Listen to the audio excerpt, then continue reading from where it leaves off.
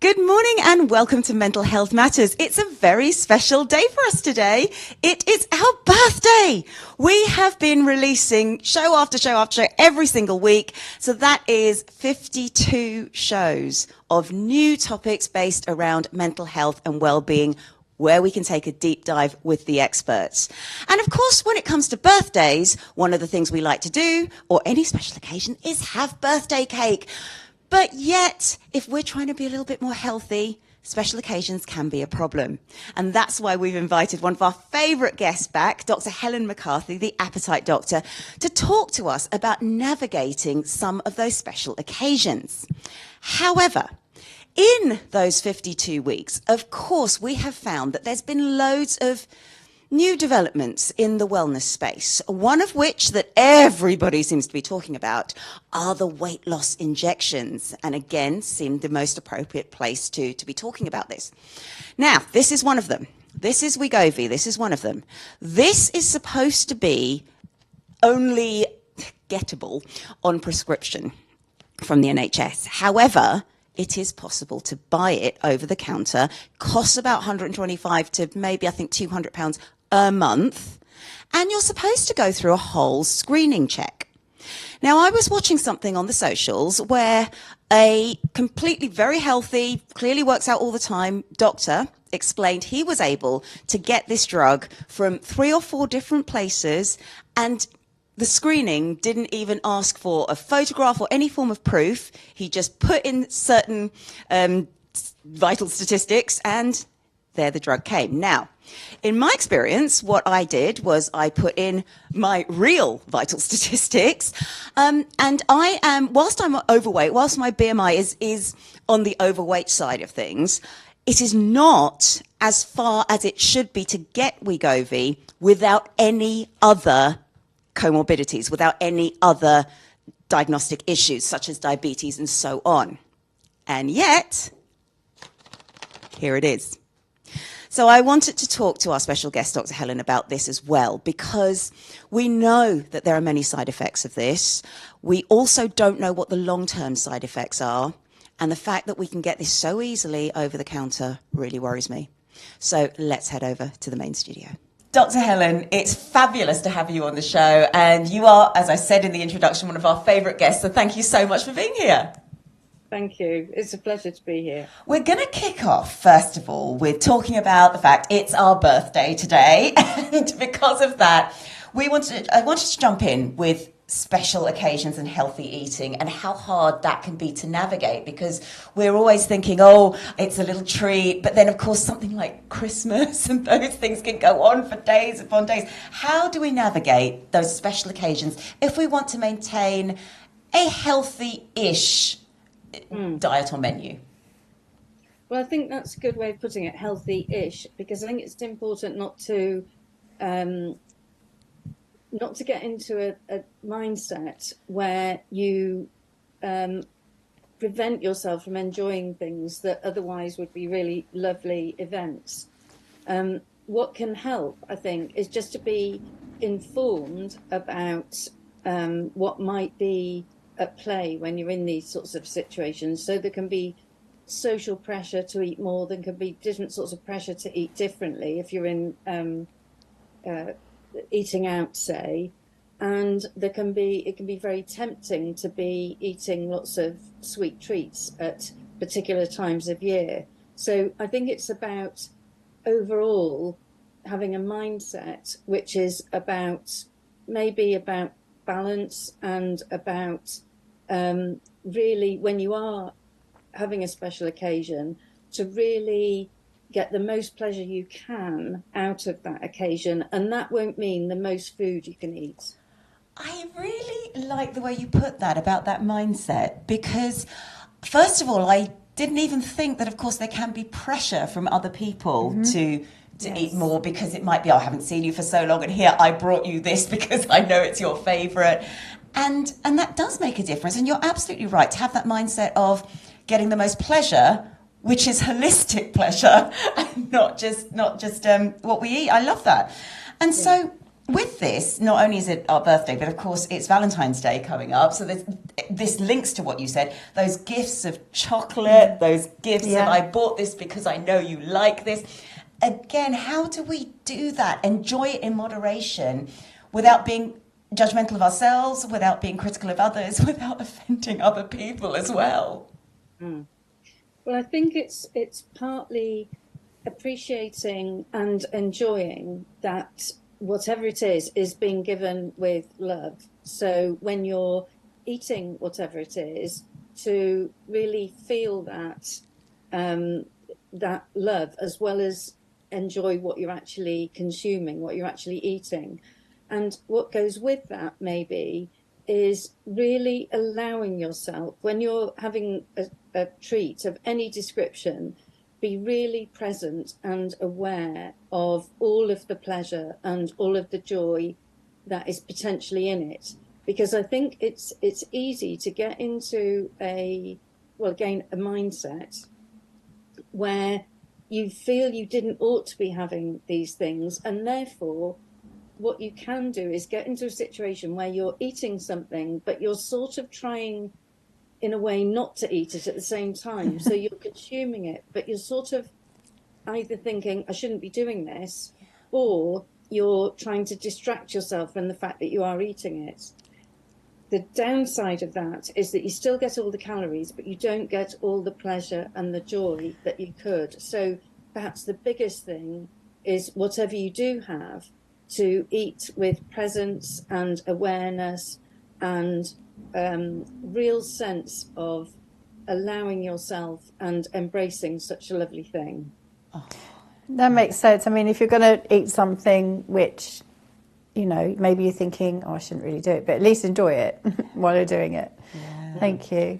And so that kind of goes along with the splurge mentality. You know, if you're on a restrictive diet and then you think one day, oh, I'm just going to eat what I like today, just have a little splurge. But what can that do for your general health? You know, how can that be detrimental to your general health? Well, I think that's a really good point. And that the problem, I think, is not the splurge, but is the restriction that you put on yourself in the first place. Oh, interesting. It's really interesting research. Well, there's a very well-established phenomenon, which is known as the what the hell effect, which that term was coined by psychologists studying eating and appetite, and particularly overeating. And what they found was that the people who are most prone to a splurge, the people who are most prone to thinking, what the hell, are people who have imposed on themselves really rigid dietary rules, and they feel that if they break one of those dietary rules, then the whole thing is ruined. Okay. So it's the strictness and the rigidity of the dietary rules that is the problem. And if you can, so the most helpful thing you can do, although this can seem quite scary if you think that it's the rules that are keeping you sort of safe in terms of what you're eating, but what would probably be more helpful is to slightly ease up on the rigidity of those rules, so that, for instance, eating chocolate is not ruining a diet, or, well, it's not ruining anything. It's a part of enjoying life if you enjoy it. Okay. Yeah, that makes sense. Really interesting. Just whilst you were talking, Helen, I was just thinking, it's a bit like being rebellious, isn't it? Yeah. It's all to of yourself. These rules and restrictions, say at boarding school or at something like that, then you want to go and do everything. And there's an extra dopamine hit when you do as well, I think, because it's I'm being so naughty now, and it's fun and it's attractive in many ways. It's just so interesting about, don't set ourselves up for that situation. Well, that's it, because if you're going to restrict what you eat, then you're kind of going to feel trapped, and then you just let go and just eat everything in sight, maybe. So that's the danger. So kind of on that note, then, how can we make sure that we're maintaining healthy eating throughout the year, even with these occasions that come up when there might be more chocolates and biscuits, etc.? Well, I think that sort of naturally follows on from what we've just been talking about, which is that maybe if rather than set yourself rules of what you can and can't do, if you start from the point of being realistic about what you know your year is going to involve, or the coming month is going to involve, or the coming week is going to involve, and you know what the pressures on you are going to be and what the sort of temptations are going to be, then you can maybe think about making particular adjustments, so that one problem with the way that we think about certain seasons or certain occasions is that we eat what we normally eat and then we add a load more stuff on top because it's a celebration. Yes. But it may be that actually you can get the most enjoyable parts of the celebration and maybe ease up on some of the things that you might normally have, but maybe you'd rather have something else because it's a celebration. Well, that makes a lot of sense. It's so simple, but when I think about Christmas, we get from my in-laws loads of chocolates and biscuits. We say don't do it every year, and every year they do. But we have those as well as our normal dinner but it's so simple what you're saying. Yeah, absolutely brilliant. Dr. Helen is staying with us and we'll be back just after this. Welcome back to Mental Health Matters. It is our birthday today, which is very exciting, and that's why we've got one of our favourite guests, Dr. Helen McCarthy, the appetite doctor, with us. Now, I started this show, Dr. Helen, about talking about these weight loss drugs, which are kind of being seen as the new thing. It's the thing that a lot of people are using. The government wants to use it. And technically, they can only be prescribed, but people are being able to get hold of them. And some places that are selling them don't even check the statistics that you enter to get them are true. So first of all, and I know we talked about this, that you're not a medical doctor, and so I understand in terms of you're giving us your opinion as a psychologist. So yeah. That's absolutely brilliant. But the first question I really have is what is the danger of over-the-counter access of drugs like this? Well, I think the thing that strikes me as most important is that you're not being assessed for your suitability for the medication in the way that you would expect to be assessed for suitability for other prescribed medications or ought to be prescribed medications. So fundamentally, there's nobody checking whether there's anything about your overall health picture that might mean that the drugs wouldn't be suitable for you. Include the really, really basic things about whether you have a medical need for the drugs. And the other really important thing to say is that if you're obtaining these medications in a way that is not through a recognised pharmacy or through a recognised route through a doctor, then the danger is, I think, you don't know what you're buying. You don't know whether you're actually buying the original, very true, controlled, manufactured medication, or whether you're buying a something that mimics it, something that is a fake version of it. Yes. And that could be quite dangerous. Do you know what? I never even considered that, because you just think an online pharmacy is going to stock the actual product. You just trust it. You just trust it. And you're absolutely right that it could be that they're just getting something from anywhere, packaging it. But we don't know. We're not saying that anyone is definitely doing that. But that's a really interesting point. You don't really know. And the other thing about this is with long-term side effects, even if you've got the correct drug, long-term side effects are still not tested of these particular drugs because they just haven't been around that long. And arguably they said that about the COVID injections. So, we're in a similar situation. But do you have concerns about the using drugs which don't have that long-term testing, or are there cases where it's okay to do that? Well, I think my understanding is that although these medications have only been available for weight management relatively recently. They've been around for a much longer time for the treatment of diabetes, and that's actually what they were originally used for. So I think there is much better safety information than you would think from how recently they've been introduced to be used for weight management. Yes, yeah, that makes a lot of sense. Actually, and I think the confusion, I guess, that I've experienced is because it's a change of use, as it were. Yes. In a way, I'm thinking, well, that hasn't really been tested. But no, because if it was used for the specific purpose it was given permission to be created for, then that's absolutely fine, which kind of takes us right back to having it under prescription or medical supervision because you're being checked up on the whole time. That makes a lot of sense. And just sort of the last one, because I like playing devil's advocate, is the government is suggesting that these drugs are being prescribed to address the obesity crisis. Now, first of all, from what I understand, a lot of people are experiencing side effects which actually stop them from then exercising or doing things which actually will help them longer term. Yeah. And also, when they stop taking the drug, the weight is regained, and that was shown through some tests. Should we just not be promoting almost going back to being more mindful and exercising more? Or is there going to be a space for weight loss drugs? Well, I think it's a huge question. And I think my feeling is that it's important to go back to what these drugs are, which is, and what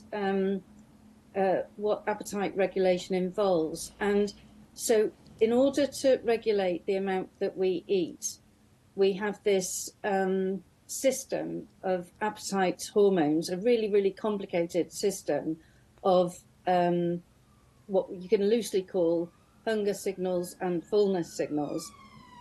But when people develop obesity, those signals are altered so that obesity is not simply, it's not a matter of being of higher weight. It's not simply a function of your weight. It's actually a metabolic disease, and the disease affects the signaling. So it's not at all the same to be living with obesity as it is to be living with a slightly higher weight than you would be comfortable with.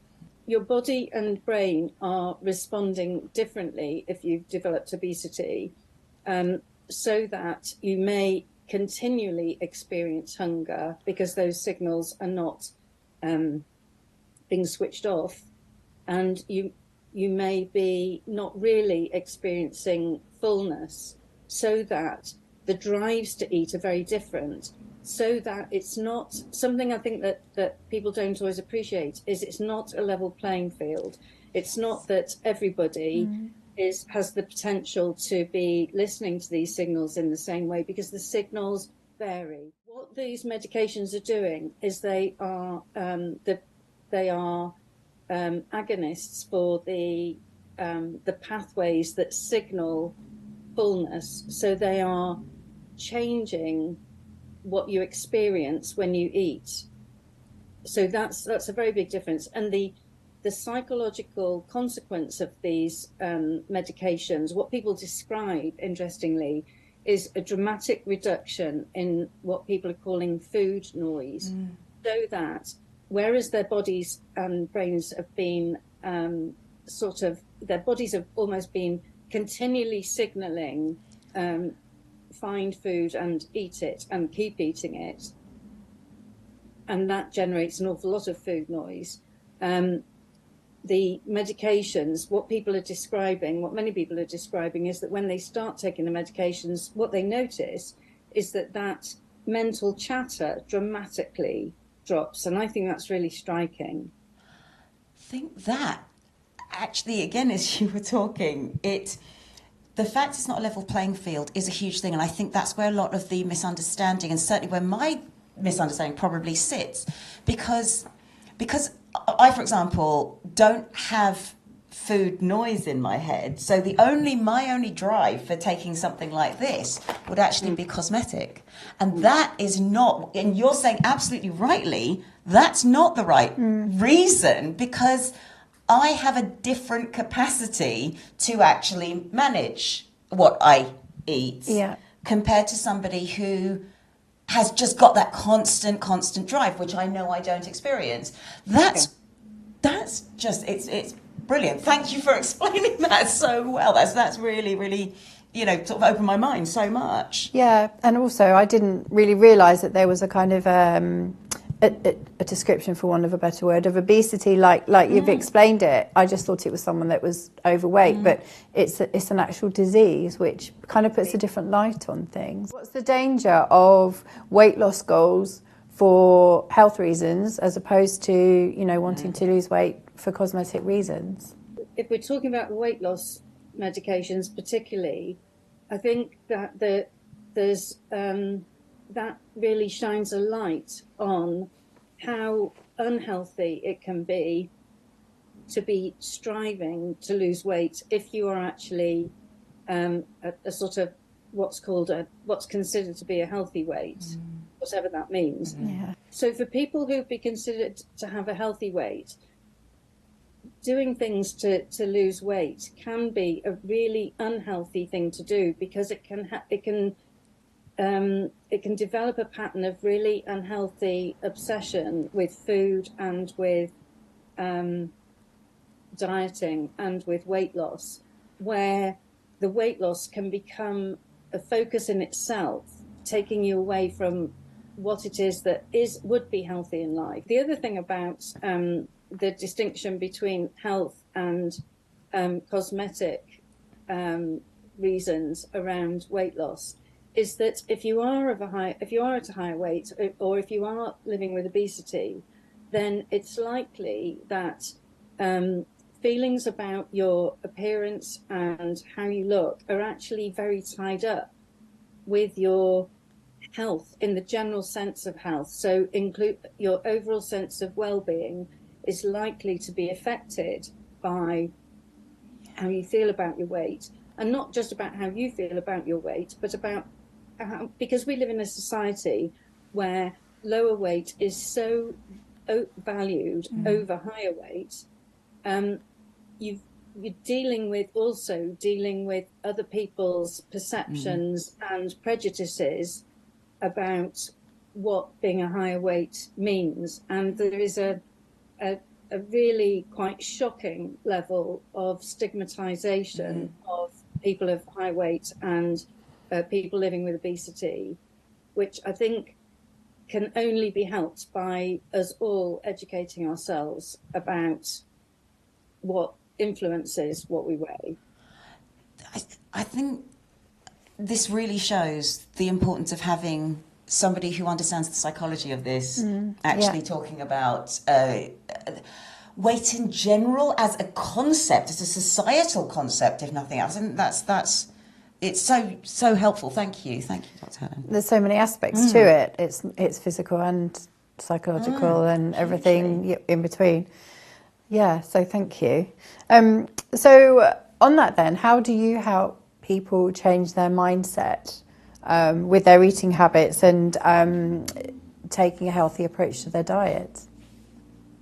Well, what I invite people to do is to think about the way that their current eating patterns and what aspects of how they currently eat they're unhappy with. So the focus is on eating habits rather than on losing or gaining, for that matter, a particular amount of weight. And the problem I think with a lot of diets is that somebody can want to lose weight and go on a particular diet, but that often means making lots and lots of changes at once. It might mean changing the proportions of food you eat, the amount of food you eat, which foods are allowed and which foods aren't allowed. But when we try and do that, when we try and change really long established eating habits and lots of them overnight, it's a recipe for massive stress, physiological and psychological stress.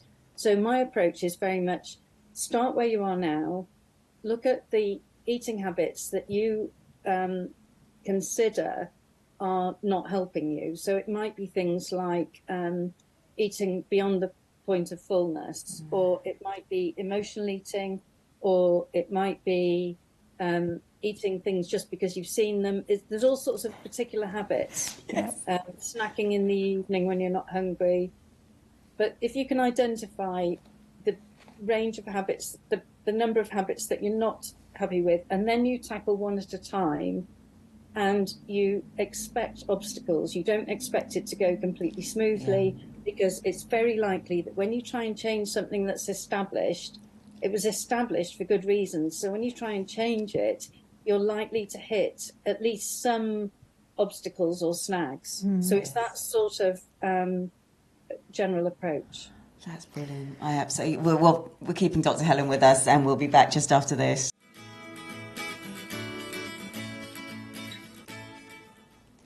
Welcome back to Mental Health Matters. We've got fabulous Dr. Helen McCarthy with us. She is the appetite doctor. We've been talking about ways of changing our mindset towards eating, and I think that's where it all starts. Yes. And so, Dr. Helen, what do you think has contributed to obesity being a societal concern? Because it does seem to be that more and more people are seen to be overweight or living with obesity, and there's an upward trend since 2016, the statistics suggest.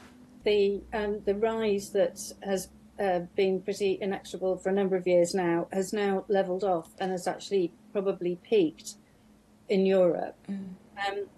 The reasons for this, I think, are not as clear as they might seem. I think at the moment, the thing that makes most sense to most people at the moment is the prevalence of ultra-processed foods, of highly processed foods.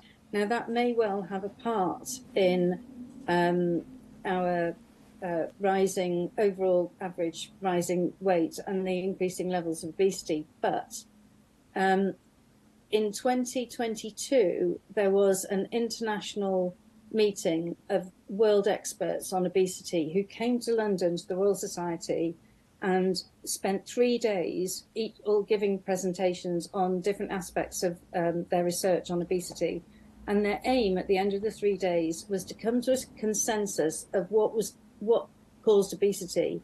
And their conclusion, these world experts, was there is no consensus. Oh my goodness. Wow. It's amazing.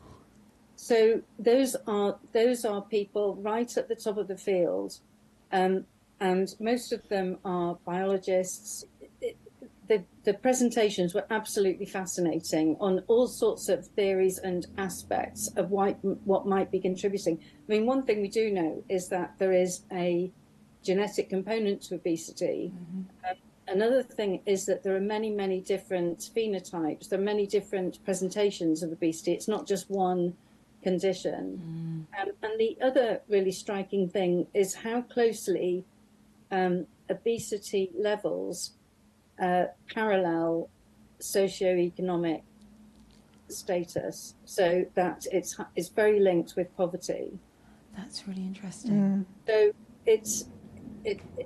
I would say it's fascinating. And although there is this wave of interest and a lot of campaigning on ultra-processed foods, and I think that it's really important that the power of multinational corporations producing certain types of foods and pushing them at us through advertising and promotions is questioned and challenged, and that governments may, really need to intervene in some of that.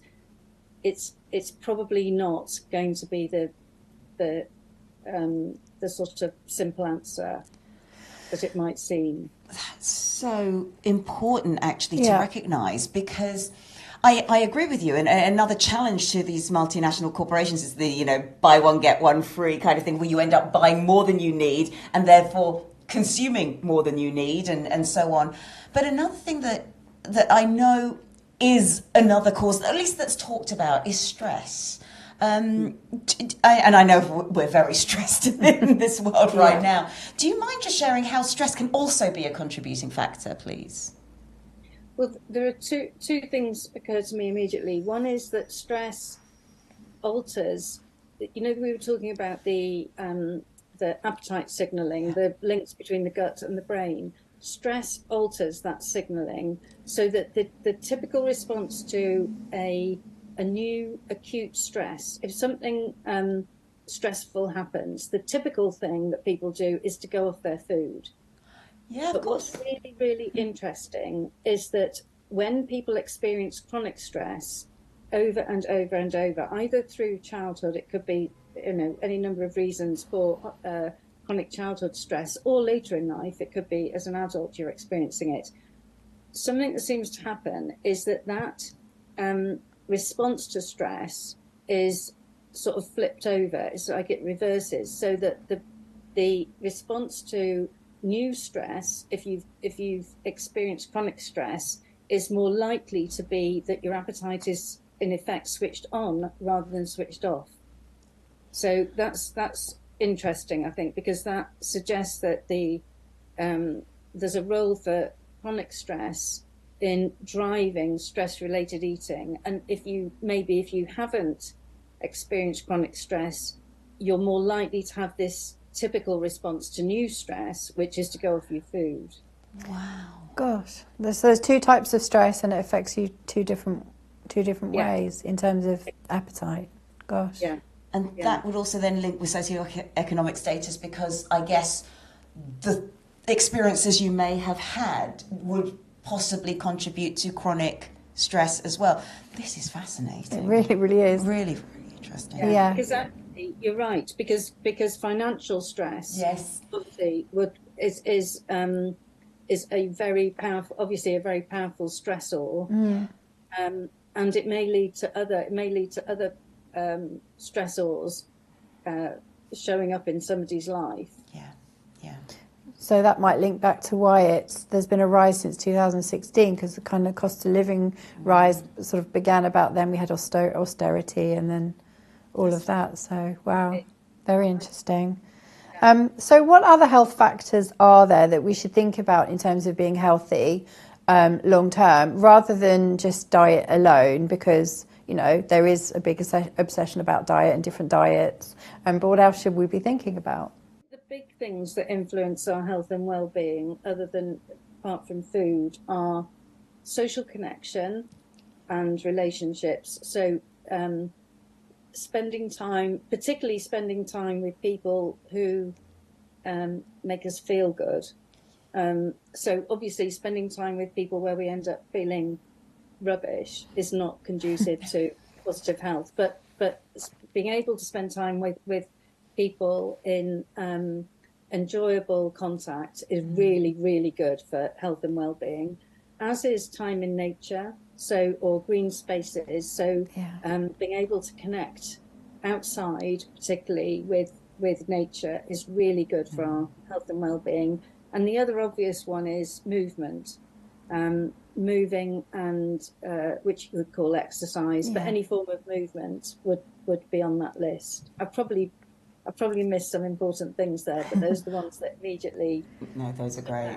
Yeah. And we all need definitely that reminder all the time. Yeah, definitely. Yes, thank you.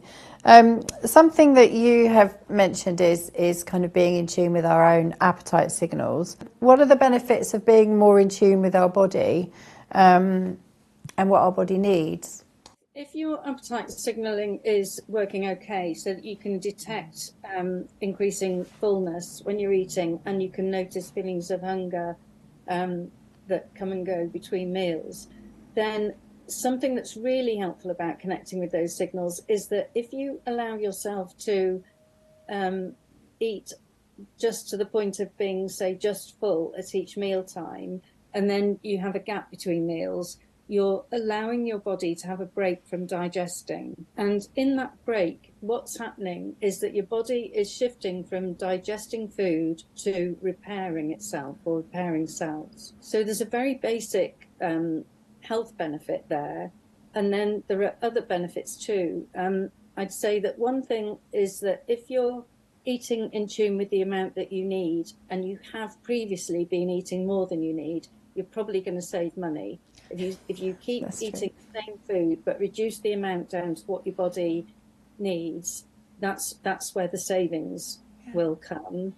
Another benefit is that if you allow yourself to get hungry between meals, which is something that many of us avoid. I avoided it for decades, not just years, decades, because it felt uncomfortable and because I had actually become a bit anxious, already quite anxious about feeling hungry. But what I discovered is something that, human beings have always known, but I lost track of, is that if you start eating when you are definitely hungry, the food you eat tastes so much better than if you eat the same food when you're not hungry. Yeah.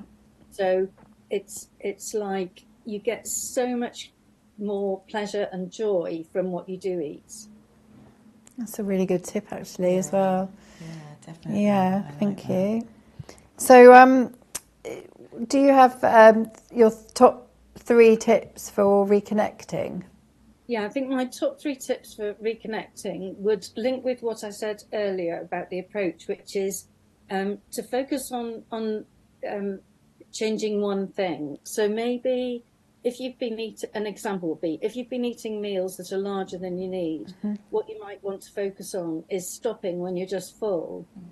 And to be able to do that, you need a plan. You need some sort of intention that you've made before you start eating, because you'll keep eating on autopilot if you've been doing that as a habit, because that's what habits are. They're automated action sequences. So what you need is to plan what you're going to do when the time crops up, when you would normally do the thing you'd rather not do. Okay. So it's always a case of work out what you need to change, what you want to change, know when that's likely to happen over the course of a day and plan for it. And then when that time happens, when you're approaching the end of the meal, or when you're about to reach for the biscuit tin and you decided you weren't going to eat biscuits with coffee in the mornings anymore, when you arrive at those times, the key thing is just to pause and try and connect with what's happening in your body, and sort of just reconnect with, learn to notice what's happening and take the action that you'd already planned. It'll probably involve some sort of activity or distraction, like moving away from food in order to help, in order to make it easier to do. So it's basically know what it is you want to change, make a plan for what you'll do instead of the old thing, and then when the time comes, sort of slow down a little bit and put that plan into action. And don't worry if you can't always implement that plan, because you don't need to do it 100% of the time. As long as you're working towards it, the new habit will start to form. Brilliant. Again, very logical and very practical and simple to do. Yeah, thank you. Definitely. Thank you very much. So this is fascinating, and I really want to learn more. So where can we learn more about your service? Well, my website is theappetitedoctor.co.uk, and there's lots of information on there. And I've got a YouTube channel, which is The Appetite Doctor, where I've got lots of videos on all aspects of the psychology of eating and appetite and weight loss.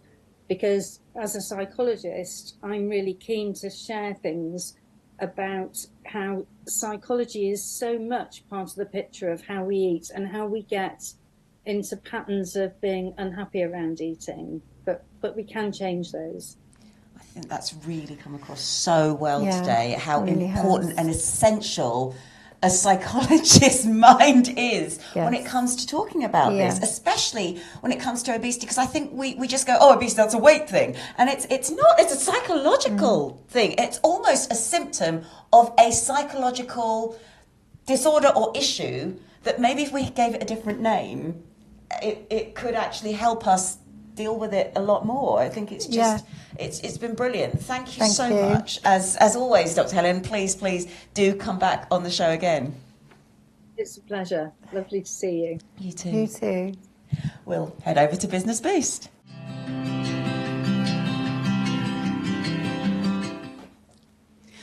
In today's Business Boost, I wanted to reflect on something our guest, Dr. Helen, has been talking about, and that is connecting with our bodies. So I'm just going to give you a really simple, practical task that you can do, and that's simply the body scan. You just go through your body, tensing and relaxing pairs of muscles. Start with your toes, moving up to your knees, your bottom, chest and stomach, shoulders, jaw, hands, eyes, and so on. And it's a really nice, relaxing, mindful exercise to do just before you're going to bed. But what it also does, any time that you do it, even if you're not doing it regularly, it gets you in touch with what your body feels like when it's tense and when it's relaxed. So it might mean as you're going through those pairs of muscles, you'll suddenly go, oh, I was trying to tense my shoulders, but they're already quite tense. What's going on?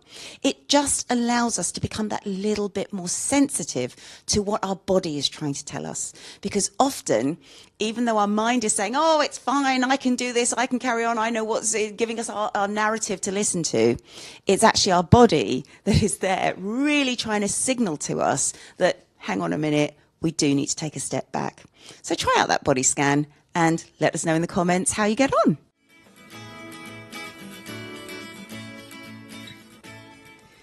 Last part of the show, one of my favourite parts. Mine too. Mine too. And I was doing the body scan as you were talking through it. And if it's tense, my shoulders. It's really and interesting, my neck. isn't it? When you actually go through it, it's suddenly like, oh, I've been carrying that around with me all day. Yeah. So it gives you that little bit of an insight into, yeah, my body's feeling it, even if I'm telling everyone I'm absolutely fine. Yeah, exactly. It was really interesting because you don't focus like that normally unless you do it. Or, you know, you make an effort to do that. So thank you. No, you're very welcome. That brings us back to our fabulous guest because I think she's spot on. We just don't listen to ourselves anymore. No, exactly. And, you know, and also I was thinking there's so many reasons why we eat, and hunger isn't always the reason that we eat. It could be boredom, it could be stress. You know, stress either stops you eating or makes you eat, or just because everyone else is, you know, or because it's there, like she said, it's because you see it. And I never thought until she mentioned that there's other pressures to eat, because I don't even consider that. But of course, it made me think immediately. Whenever I go to, it's my mother-in-law, because it's my husband's birthday, she'll always make him lasagna and I think cheesecake, and he always has to eat it.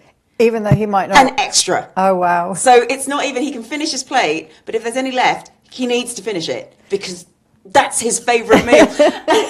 One year, I probably shouldn't say this on TV, but one year he was like, I can't eat another lasagna. But it's what happens, isn't it? Yeah, so that's food. Obviously his mother does that because she really loves him. Yes. And, you know, he eats it because he loves her. So it's a funny thing. And he, you know, and he obviously didn't really want to. And I have a friend, and every time and when I go around to her mum's as well, like her mum's like, here's a lot of food, you must eat it, and you have to, because otherwise it gives offence. And you then know, this is East Asian families as well. It's not I love you, it's have you eaten. That is the phrase, and that shows the love. And then if you don't eat, you're in a lot of trouble because you're not showing it. Yeah. So it was good to actually unpack all of those things. And there was so much there's so much involved in food and diet and eating and health and weight loss and everything. It's such a huge subject as well. And we have had Dr. Helen on previous shows, so please go and have a look at her last show as well.